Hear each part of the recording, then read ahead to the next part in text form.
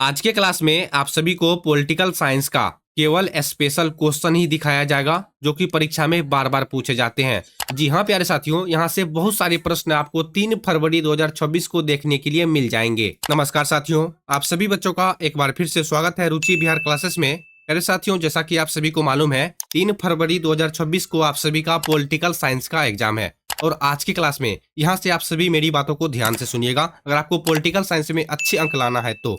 ठीक है मेरे साथियों, आज की क्लास में आप सभी को पॉलिटिकल साइंस का केवल स्पेशल स्पेशल कहने का मतलब है VVI यानी कि मोस्ट इंपोर्टेंट, जो कि परीक्षा में बार बार पूछे जाते हैं। ठीक है, आज की क्लास में आप सभी को प्यारे साथियों पॉलिटिकल साइंस का केवल स्पेशल क्वेश्चन ही दिखाया जाएगा। आप सभी बच्चों से रिक्वेस्ट है एक एक क्वेश्चन को ध्यान से देखिएगा।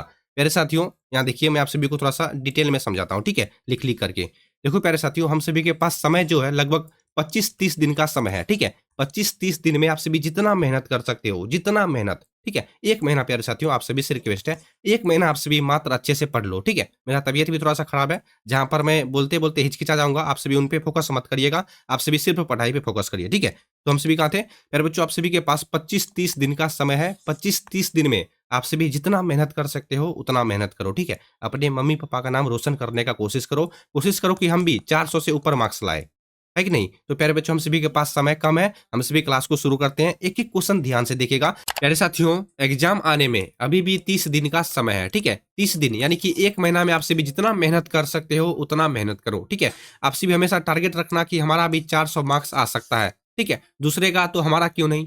ठीक है, तो प्यारे बच्चों हम सभी क्लास को शुरू करते हैं। एक महीना प्यारे बच्चों, ठीक है, एक महीना आप सभी अच्छे से पढ़ लो, मेहनत कर लो। ठीक है, उसके बाद जो जी करे वो करिएगा। ठीक है, देखो दक्षिण एशिया में सबसे बड़ा देश कौन है?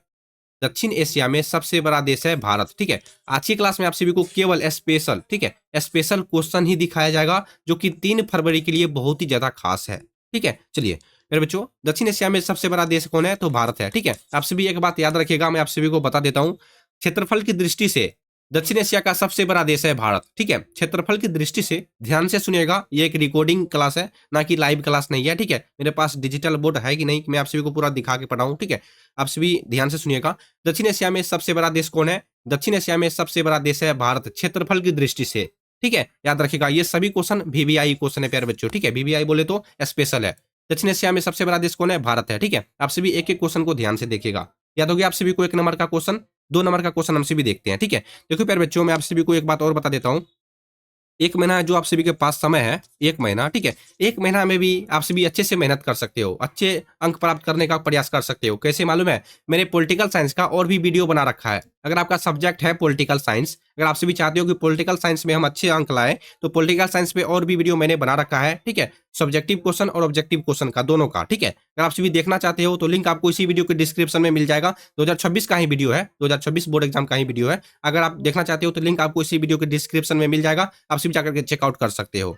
ठीक है, चलिए, और एक बात मैं आप सभी को बता दूं, आप सभी अपने दोस्तों के साथ जो है ना क्लास को शेयर कर दीजिएगा, व्हाट्सएप पर स्टेटस लगा दीजिएगा। जिनका सब्जेक्ट होगा पॉलिटिकल साइंस उनका थोड़ा सा भला हो जाएगा। ठीक है, जिनका सब्जेक्ट होगा पॉलिटिकल साइंस उनका थोड़ा सा भला हो जाएगा। और वीडियो को लाइक जरूर कर दीजिएगा, क्योंकि बहुत मेहनत से एक वीडियो को तैयार किया जाता है। ठीक है, चलिए, दक्षिण एशिया में सबसे बड़ा देश कौन सा है? तो आप सभी को याद हो गया होगा, भारत है। ठीक है, चलिए, 2 नंबर में, भारतीय संविधान के किस अनुच्छेद के तहत वित्तीय आपातकाल लगाया जाता है? ध्यान से देखो प्यारे बच्चों। ठीक है, ध्यान देखो प्यारे बच्चों, अभी हम सभी के पास क्वेश्चन को समझने का समय बिल्कुल भी नहीं है। ठीक है, 0% हम सभी के पास अभी क्वेश्चन का समझने का समय है। ठीक है, क्वेश्चन को आप सभी अभी समझो मत, बस याद कर लो, दिमाग में फिट करते जाओ। ठीक है, क्योंकि समय बहुत कम है। अभी याद करोगे कि क्वेश्चन को समझोगे? याद करो प्यारे बच्चों। ठीक है, भारतीय जिस समय क्वेश्चन समझने का समय था उस समय तो आप सभी घूमते फिरते थे। ठीक है, अभी याद करने का समय आया तो आप सभी बोलते हो क्वेश्चन को समझाओ सर। ठीक है, ऐसा मत करो प्यारे बच्चों। ठीक है, भारतीय संविधान के किस अनुच्छेद के तहत वित्तीय आपातकाल लगाया जाता है? तो आप सभी याद रखिएगा, अनुच्छेद 360। ठीक है, एक मिनट, ऑप्शन नंबर सी होगा इस क्वेश्चन का राइट आंसर। भारतीय, देखो क्वेश्चन को ध्यान से देखो, ये सभी क्वेश्चन स्पेशल है। भारतीय संविधान के किस अनुच्छेद के तहत वित्तीय आपातकाल लगाया जाता है? तो आप सभी याद रखिएगा, अनुच्छेद 360। ठीक है, हालांकि भारत में अभी तक एक भी, मतलब एक भी वित्तीय आपातकाल नहीं लगाया गया है, याद रखिएगा। ठीक है, अगर मैं ज्यादा इन पर इनका मतलब विस्तार से बताऊंगा तो वीडियो का लेंथ काफी लंबा हो जाएगा। ठीक है, चलिए, भारतीय संविधान के किस अनुच्छेद के तहत वित्तीय आपातकाल लगाया जाता है? तो अनुच्छेद 360, ऑप्शन नंबर सी याद रखिएगा। ठीक है, 3 नंबर, जय जवान जय किसान का नारा किसने दिया था? मोस्ट इंपॉर्टेंट क्वेश्चन है प्यारे बच्चों। अगर आपसे भी कोई ये क्वेश्चन नहीं देखने के लिए मिलेगा तो आपसे भी मेरे को बताना कमेंट में कि सर ये सब क्वेश्चन नहीं पूछा था। ठीक है, एग्जाम के बाद आपसे भी बताइएगा जय जवान जय किसान का नारा किसने दिया था? तो आपसे भी याद रखिएगा प्यारे बच्चों, option number B Lal Bahadur Shastri ने दिया था। ठीक है, option number B right answer हो जाएंगे। ठीक है, 3 का राइट आंसर आप सभी को याद हो गया। जय जवान जय किसान का नारा किसने दिया था? लाल बहादुर शास्त्री ने दिया था। ठीक है, चलिए 4 नंबर में, भारत में योजना आयोग जो कि अब नीति आयोग बन चुका है, आप सभी को मालूम होगा पहले भारत में योजना आयोग था, उनको हटा करके अब नीति आयोग बना दिया गया है। ठीक है, ये भी क्वेश्चन आप सभी को पूछ सकता है प्यारे बच्चों। ठीक है, भारत में योजना आयोग के बदले कौन सा आयोग लगाया गया? तो नीति आयोग को बैठाया गया है। ठीक है, भारत में योजना आयोग जो कि अब नीति आयोग बन चुका है, के पदेन अध्यक्ष कौन होते हैं? क्वेश्चन यही पूछ रहा है। ठीक है, भारत में नीति आयोग के पदेन अध्यक्ष कौन होते हैं? प्रधानमंत्री होते हैं। ठीक है, 4 का राइट आंसर क्या होगा? ऑप्शन नंबर सी होगा, प्रधानमंत्री। ठीक है, क्वेश्चन आंसर को बस ध्यान से देखते जाओ आप सभी को। ठीक है, भारत में योजना आयोग यानी कि नीति आयोग के पदेन अध्यक्ष कौन होते हैं? तो प्रधानमंत्री होते हैं। 5, प्रथम गुट निरपेक्ष सम्मेलन कहाँ आयोजित आयोजित हुआ था? प्रथम गुट निरपेक्ष सम्मेलन जो है कहाँ पर आयोजित हुआ था? नई दिल्ली में, बेलग्रेड, काहिरा या फिर हवाना? बताइए आप सभी, इस क्वेश्चन का राइट आंसर क्या हो सकता है? प्रथम गुट निरपेक्ष सम्मेलन कहां पर आयोजित हुआ था? तो 5 का right answer option number B होगा, बेलग्रेड में। ठीक है, याद रखिएगा, option number B right answer है। प्रथम गुट निरपेक्ष सम्मेलन कहां पर आयोजित हुआ था? बेलग्रेड में हुआ था। ठीक है, 6 नंबर में, सोवियत संघ का विघटन किस वर्ष हुआ था? क्वेश्चन आंसर को बस ध्यान से देख लो प्यारे बच्चों। ठीक है, मेरा तबियत भी थोड़ा सा खराब है। ठीक है, अगर मैं कहीं पर बोलते बोलते हिचकिचा जाता हूं तो आप सभी उन पे फोकस मत करिएगा, केवल क्वेश्चन आंसर को ध्यान से देखिएगा। ठीक है, चलिए, सोवियत संघ का विघटन किस वर्ष हुआ था? बताइए। 6 का right answer option number C होगा, 1991 को। ठीक है, डेट आपसे भी अच्छे से याद कर लो, सोवियत संघ का विघटन किस वर्ष हुआ था? 1991 को हुआ था। ठीक है, चलिए 7 नंबर में, शिमला समझौते पर किन 2 देशों के बीच हस्ताक्षर यानी कि साइन किया गया था? शिमला समझौते पर किन 2 देशों के बीच हस्ताक्षर हुए थे प्यारे बच्चों? तो भारत और चीन, हाँ, भारत और पाकिस्तान होगा। ठीक है, option number B right answer है। शिमला समझौते पर, शिमला समझौता जैसा ही नाम सुनोगे तो आप सभी भारत और पाकिस्तान पे बेझिझक टिक मार दीजिएगा। ठीक है, 7 का right answer option number B हो जाएंगे। 8 नंबर में, यूरोपीय संघ की स्थापना कब हुई थी? 8 नंबर में प्रश्न है, यूरोपीय संघ की स्थापना कब हुई थी? तो 8 का सही आंसर है, सीधा सा बात है, 1992 में। ठीक है, एक सेकंड, 1992, यूरोपीय संघ की स्थापना कब हुई थी? 1992। अच्छे से क्वेश्चन को देख लो, 2 बार वीडियो को देखना आपसे भी। ठीक है, एक बार आपसे भी अपने से देखो। ठीक है, कितना क्वेश्चन आपसे भी सही कर सकते हो। दूसरा बार वीडियो को देखिएगा तो आपसे भी किस क्वेश्चन का उत्तर आपको मालूम नहीं था उनको एनालाइज कर लीजिएगा। ठीक है, यूरोपीय संघ की स्थापना कब हुई थी? 1992 में हुई थी। ठीक है, 8 का right answer option number B हो जाएंगे। 9 नंबर में, संपूर्ण क्रांति का आह्वान किसने दिया था? इस क्वेश्चन का मतलब है संपूर्ण क्रांति का नारा किसने दिया था? जयप्रकाश नारायण ने दिया था। हम सभी की हिंदी में भी है ना। ठीक है, संपूर्ण क्रांति का नारा किसने दिया था? जयप्रकाश नारायण ने दिया था। ठीक है, क्वेश्चन को घुमा फिरा के पूछता है प्यारे बच्चों। ठीक है, देखो क्वेश्चन अपग्रेड हो चुका है। ठीक है, यानी कि अपडेट हो चुका है। संपूर्ण क्रांति का आह्वान किसने दिया था? पहले पूछा जाता था संपूर्ण क्रांति का नारा किसने दिया था? तो जयप्रकाश नारायण ने दिया था। ठीक है, अब देखो क्वेश्चन पूछ रहा है संपूर्ण क्रांति का आह्वान किसने दिया था? तो जयप्रकाश नारायण ने दिया था।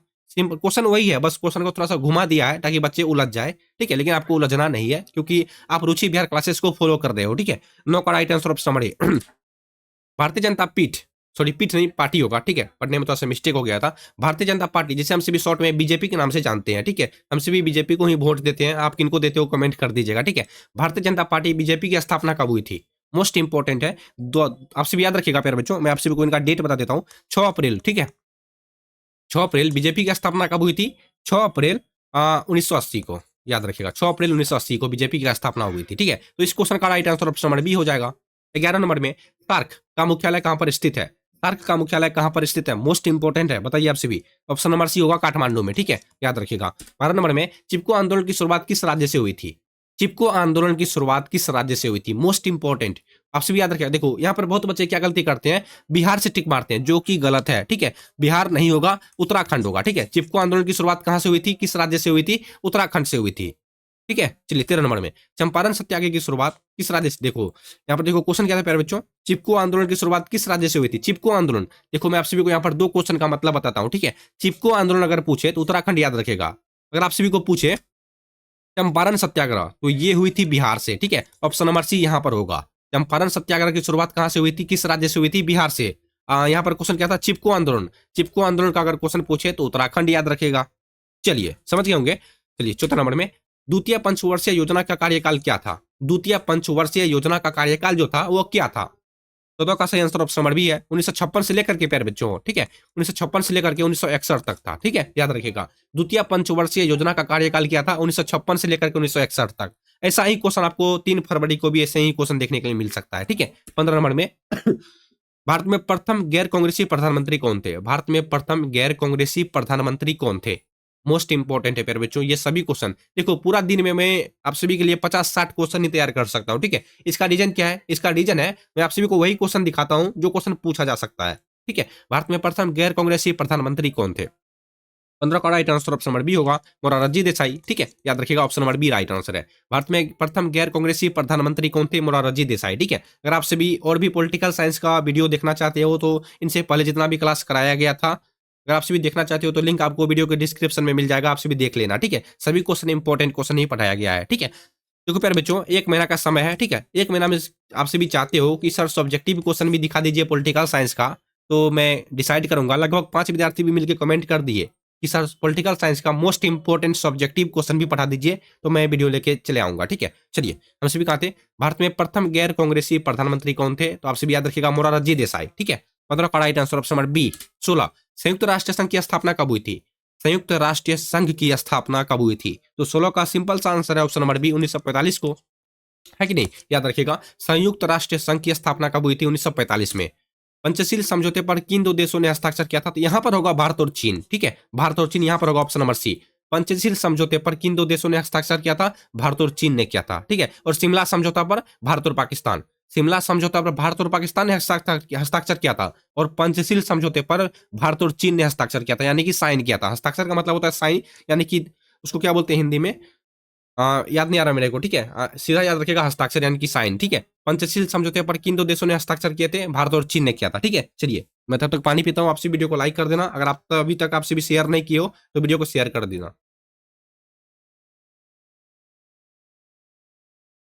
चलिए 17 का right answer option number C हो जाएगा। 18 नंबर में मंडल आयोग की सिफारिशों को किस प्रधानमंत्री ने लागू किया? क्वेश्चन है मंडल आयोग की सिफारिशों को किस प्रधानमंत्री ने लागू किया, मालूम है? 18 का राइट आंसर जी हाँ option number C Vishwanath Pratap Singh, जिसे हम सभी शॉर्ट में वीपी के नाम से जानते हैं प्यारे बच्चों। आप सभी देखे होंगे बहुत जगह वीपी लिखा हुआ है, ठीक है। बहुत बच्चे इनका पूरा नाम भी नहीं जानते थे। मंडल आयोग की सिफारिशों को किस प्रधानमंत्री ने लागू किया था? तो विश्वनाथ प्रताप सिंह इनका पूरा नाम है, वीपी सिंह, ठीक है। चलिए एग्जाम में आप सभी को अगर वीपी सिंह दिखाई दे तो वीपी सिंह में टिक मार दीजिएगा, या फिर विश्वनाथ प्रताप सिंह, दोनों में कोई एक ऑप्शन दिखाई देगा, क्योंकि एक ही आदमी का दोनों नाम है, ठीक है।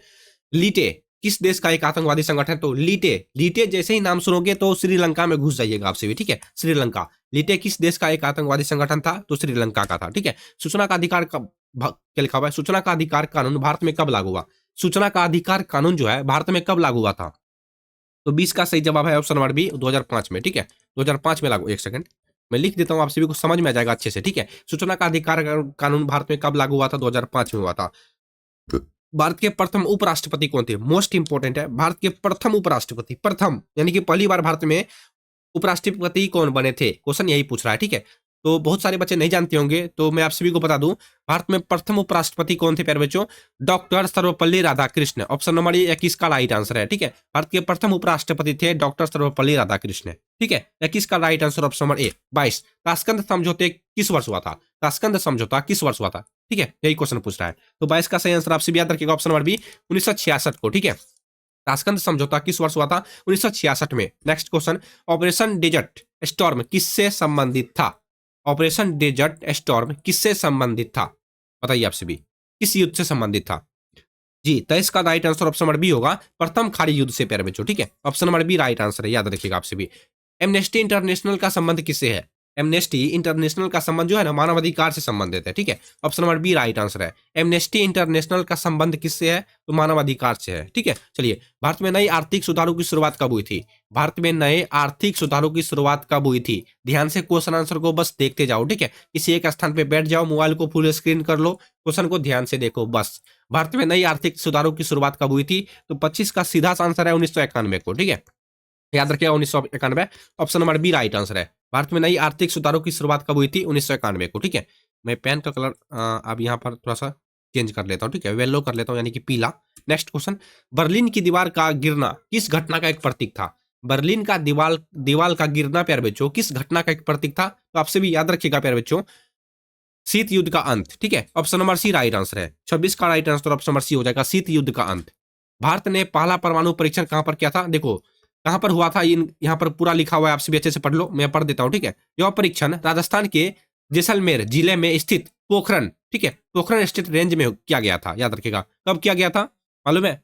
नहीं मालूम है, मैं बताऊंगा, 1974 को। ठीक है, 1974 को। आपसे भी एक सेकंड, ऑप्शन नंबर बी होगा राइट आंसर प्यारे बच्चों। ठीक है, भारत ने पहला परमाणु परीक्षण कहां पर किया था? कहां पर किया था? तो पोखरण में किया था। ऐसा ही क्वेश्चन आपसे भी को पूछ सकता है, भारत ने पहला परमाणु परीक्षण कहां पर किया था? तो पोखरण में। ठीक है, यही ऑप्शन में दिखाई देगा, पोखरण। ठीक है, तो पोखरण में टिक मार दीजिएगा। कब किया था? 1974 में। ठीक है, चलिए, संविधान सभा के अध्यक्ष कौन थे? संविधान सभा के अध्यक्ष कौन थे? डॉक्टर भीमराव अम्बेडकर, या फिर डॉक्टर राजेंद्र प्रसाद, या फिर जवाहरलाल नेहरू? इनका नाम है पूरा पंडित जवाहरलाल नेहरू। एंड चौथा ऑप्शन है सरदार पटेल। क्या होगा इस क्वेश्चन का right answer? Option number B होगा। ठीक है, डॉक्टर राजेंद्र प्रसाद। संविधान सभा के अध्यक्ष कौन थे? तो डॉक्टर राजेंद्र प्रसाद थे। ठीक है, चलिए वीडियो को लाइक कर दीजिए आपसे भी। ठीक है, गुटनिरपेक्ष आंदोलन की नींव रखने में किस भारतीय नेता का प्रमुख योगदान था? गुटनिरपेक्ष आंदोलन की नींव रखने में किस भारतीय नेता का प्रमुख योगदान था? ठीक है, यानी कि उन्होंने भी साथ दिया था, तो जवाहरलाल नेहरू का था। ठीक है, option number B right answer है 29 का। 30, बाबरी मस्जिद का विध्वंस किस वर्ष हुआ था? बाबरी मस्जिद का विध्वंस जो है प्यारे बच्चों किस वर्ष हुआ था बताइए? 30 का right answer option number C होगा, 1992 में। ठीक है, याद रखिएगा, डेट को आपसे भी अच्छे से याद कर लो। ठीक है, वीडियो को सेव कर लेना, एग्जाम में भी काम आएगा आप सभी को। ठीक है, एग्जाम जब आप सभी का देने के लिए जाओगे तो वीडियो को एक बार देख लीजिएगा। बाबरी मस्जिद का विध्वंस किस वर्ष हुआ था? तो 1992 में, ऑप्शन नंबर सी। वर्तमान में संयुक्त राष्ट्र संघ के महासचिव कौन है? वर्तमान में संयुक्त राष्ट्र संघ के महासचिव कौन है बताइए? 31 का सही आंसर जो है ऑप्शन नंबर क्या होगा? ऑप्शन नंबर सी होगा। ठीक है, एंटोनियो गुतरेस। ठीक है, option number C right answer है। क्या लिखा हुआ? एंटोनियो गुतरेस है। ठीक है, चलिए, आसियान का मुख्य उद्देश्य क्या है? आसियान का मुख्य उद्देश्य क्या है बताइए? आसियान का मुख्य उद्देश्य प्यारे बच्चों, सदस्य देशों के बीच आर्थिक विकास को तेज करना। सदस्य देशों के बीच आर्थिक विकासों को तेज करना। ठीक है, आसियान का मुख्य उद्देश्य है सदस्य देशों के बीच आर्थिक विकास को तेज करना, यानी कि बढ़ावा देना। ठीक है, 32 का right answer option number B हो जाएंगे। 33, भारत में बैंकों का राष्ट्रीयकरण किस प्रधानमंत्री के काल में हुआ था? भारत में बैंकों का राष्ट्रीयकरण किस प्रधानमंत्री के काल में हुआ था बताइए? ऐसा कौन सा प्रधानमंत्री था जिनके काल में बैंकों का राष्ट्रीयकरण हुआ था? तो 33 का सही आंसर आपसे भी याद रखिएगा, option number C Indira Gandhi. ठीक है, ऑप्शन नंबर सी हो जाएंगे, इंदिरा गांधी। गरीबी हटाओ का नारा किसने दिया था? गरीबी हटाओ का नारा ही इंदिरा गांधी ने ही दिया था। ठीक है, गरीबी हटाओ का नारा भी इंदिरा गांधी ने ही दिया था, याद रखिएगा। ठीक है, इंपॉर्टेंट क्वेश्चन है ये, सभी ध्यान से देखिएगा। कब दिया था मालूम है आप सभी को? आप सभी को मैं एक HW टास्क देता हूं, आप सभी को कमेंट करना है गरीबी हटाओ का नारा किसने दिया था। तो ये तो मैंने आप सभी को बता दिया, इंदिरा गांधी ने दिया था, लेकिन कब दिया था आप सभी का ये HW टास्क है। अगर आप सभी कमेंट कर दिए, जितने भी बच्चे कमेंट कर दिए, मैं तो उनको यानी कि लाल दिल जो होता है ना, उनको सेंड कर दूंगा। ठीक है, वैसे मैं भी बता देता हूँ, फिर भी बता देता हूँ। ठीक है, चलिए, नहीं मालूम है तो मैं बता देता हूँ, कोई बात नहीं। आप सभी याद रखिएगा, 1971 में। ठीक है, 1971 में इंदिरा गांधी ने गरीबी हटाओ नारा दिया था। चलिए, विश्व मानवाधिकार दिवस कब मनाया जाता है? विश्व मानवाधिकार दिवस प्यारे बच्चों आपसे भी याद रखिएगा, 10 दिसंबर को। ठीक है, option number B right answer है। विश्व मानवाधिकार दिवस 10 दिसंबर। अच्छे से डेट को याद कर लो, नहीं तो पछताओगे 3 फरवरी को। ठीक है, कि मैंने अच्छे से क्वेश्चन को देखा नहीं था सर, आपने ऐसा बात बोला नहीं था। ठीक है, चलिए, क्यूबा मिसाइल संकट किस वर्ष उत्पन्न हुआ था? क्यूबा मिसाइल संकट किस वर्ष उत्पन्न हुआ था? 36 का सही जवाब ऑप्शन नंबर सी 1962। ठीक है, option number C right answer है। क्यूबा मिसाइल संकट किस वर्ष उत्पन्न हुआ था? 1962 में। बिहार के प्रथम मुख्यमंत्री कौन थे? देखो बहुत ही इंपॉर्टेंट है, हमारे बिहार के प्रथम यानी कि पहली बार मुख्यमंत्री कौन बने थे, यही क्वेश्चन पूछ रहा है। मालूम है? नहीं मालूम होगा। ठीक है, लेकिन मैं बताऊंगा, तो आपसे भी याद रखिएगा, डॉक्टर श्री कृष्ण सिंह। ठीक है, option number B right answer है। अभी बिहार के 2025 में, सॉरी 2025 तो चला गया, 2025 लेकिन याद रहता है फिर जो। ठीक है, क्योंकि बहुत सारा घटना भी हुआ था। ठीक है, गोली मार दो साला 2025 को। अब देखो 2026 में बिहार के मुख्यमंत्री कौन है, ये आप सभी कमेंट करके बताना। ठीक है, बिहार के 2026 में बिहार के मुख्यमंत्री कौन है? आप सभी का एक छोटा बहुत ही सिंपल सा क्वेश्चन है। ठीक है, आप HW टास्क है आप सभी का, बहुत ही सिंपल सा क्वेश्चन है, बहुत बच्चे कमेंट भी कर देंगे। ठीक है, बिहार के प्रथम मुख्यमंत्री कौन थे? यहाँ से देखो, यहाँ पर क्वेश्चन पूछ रहा है बिहार के प्रथम मुख्यमंत्री कौन थे, आपसे भी याद रखिएगा, option number B doctor Shri Krishna Singh. ठीक है, याद रखिएगा। 37 का right answer option number C B हो जाएगा। दक्षेस में कुल कितने देश सदस्य होते हैं? दक्षेस में देखो, मैं आप सभी को इनका नाम भी बता दूंगा। ठीक है, दक्षेस में कुल 8 सदस्य होते हैं। ठीक है, ऑप्शन नंबर सी होगा राइट आंसर। अब नाम जानना चाहते हो? यहाँ देखो, भारत है सबसे पहला, दूसरा है पाकिस्तान, तीसरा है बांग्लादेश, चौथा है श्रीलंका, पांचवा है नेपाल, छठा है भूटान, सातवां है मालदीव, आठवां है अफगानिस्तान। ठीक है, ये भारत के। ठीक है, तो प्यारे बच्चों आपसे याद रखिएगा, दक्षेस में कुल कितने सदस्य देश है? दक्षेस में कुल मिला के 8 सदस्य देश हैं। कौन कौन? भारत, पाकिस्तान, बांग्लादेश, श्रीलंका, नेपाल, भूटान, मालदीव, अफगानिस्तान। चलिए 39। किस देश ने भारत पर आक्रमण कर पंचशील समझौते का उल्लंघन किया था? ऐसा कौन सा देश था जिन्होंने भारत पर आक्रमण भी किया और पंचशील समझौता का उल्लंघन भी किया था? कौन सा देश? चलिए ऑप्शन नंबर बी, चीन प्यारे बच्चों। ठीक है, चीन ने भारत पर आक्रमण भी किया था और पंचशील समझौता का उल्लंघन भी किया था। ठीक है, 40 नंबर में भारतीय संविधान की किस अनुसूची में दल बदल विरोधी कानून दर्ज है? भारतीय संविधान की किस अनुसूची में दल बदल विरोधी कानून दर्ज है? 10वीं अनुसूची में। ठीक है, ऑप्शन नंबर सी 40 का। चलिए अगला, मेघा पाटेकर का नाम किस आंदोलन से जुड़ा हुआ है? मेघा पाटेकर का नाम किस आंदोलन से जुड़ा हुआ है? तो 41 का सही जवाब है ऑप्शन नंबर बी, नर्मदा बचाओ आंदोलन। ठीक है, याद रखिएगा प्यारे बच्चों, ये सभी question special special only special. Megha Patekar का नाम किस आंदोलन से जुड़ा हुआ है? तो नर्मदा बचाओ आंदोलन। संयुक्त राष्ट्र संघ के कितने अंग है? संयुक्त राष्ट्र संघ के कितने अंग है? जी ऑप्शन नंबर ए 6। याद रखिएगा option number A right answer है प्यारे बच्चों, 6 है। ठीक है, संयुक्त राष्ट्र संघ के कितने अंग होते हैं? तो 6 अंग होते हैं। ठीक है पानी पीने दो मेरे को, थोड़ा सा तबीयत खराब है प्यारे बच्चों, कोई बात नहीं।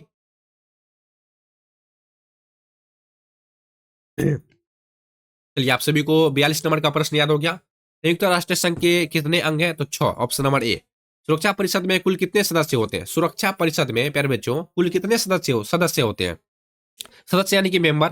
सुरक्षा परिषद में कुल कितने सदस्य होते हैं? जी जी जी 43 का right answer option number C 15 होते हैं। ठीक है, याद रखिएगा सुरक्षा परिषद में कुल 15 सदस्य होते हैं। गोवा भारतीय संघ का राज्य कब बना? गोवा जो है भारतीय संघ का राज्य कब बना था? 44 का perfect answer option number C. ठीक है, 1987 में प्यारे बच्चों, याद रखिएगा डेट को आपसे भी अच्छे से याद कर लो। गोवा भारतीय संघ का राज्य कब बना था? 1987 में। एम एस स्वामीनाथन का संबंध किससे था? एम एस स्वामीनाथन का संबंध किससे था? हरित क्रांति से प्यारे बच्चों। ठीक है, ऑप्शन नंबर डी होगा right answer. M S Swaminathan का संबंध किससे था? हरित क्रांति से। 45 का सही जवाब ऑप्शन नंबर डी। ठीक है, वार्सा पैक्ट क्या था? Warsaw pact.